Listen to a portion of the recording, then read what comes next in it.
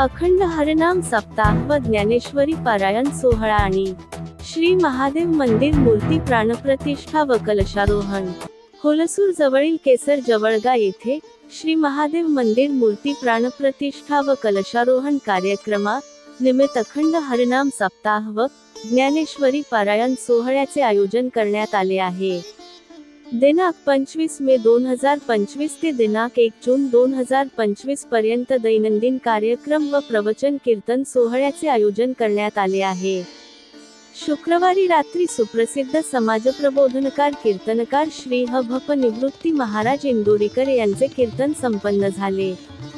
यावेळी पंचक्रोशीतील हजारोंच्या संख्येने महिला नागरिक खूप मोठ्या संख्येने कीर्तनाचा लाभ घेतला।